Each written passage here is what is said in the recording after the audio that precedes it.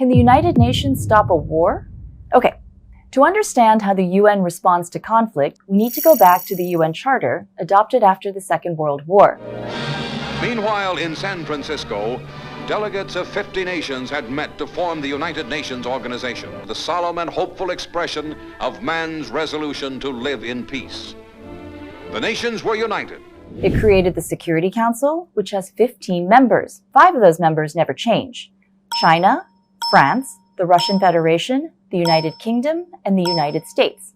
Let's show this by smashing 30 years of history into a couple of seconds.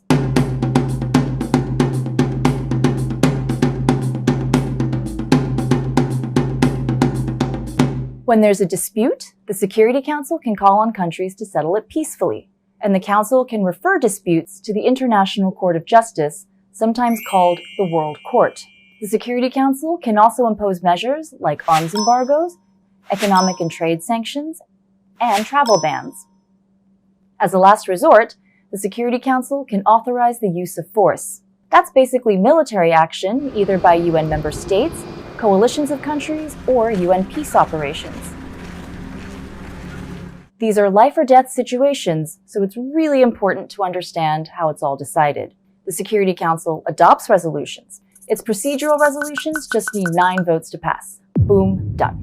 But with the substantive resolution, any of the 5 permanent members can block it. That's called the veto power. All 5 permanent members have used their veto power at one time or another.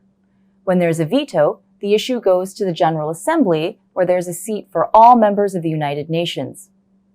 It's sometimes called the Parliament of Humanity.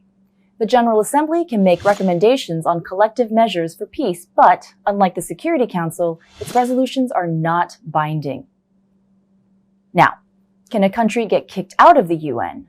That's never happened, but if a country persistently violates the UN's principles, it can be expelled by the General Assembly on the recommendation of the Security Council. So, for the UN to expel a permanent Security Council member, they'd have to agree to it. So far, no country's ever been expelled.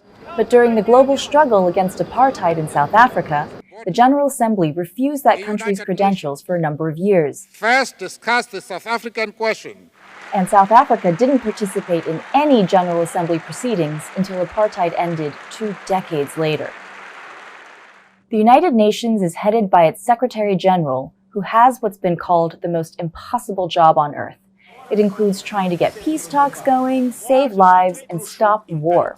In the timeless words of the second Secretary General, Dag Hammarskjöld, the United Nations was not created to take mankind to heaven, but to save humanity from hell.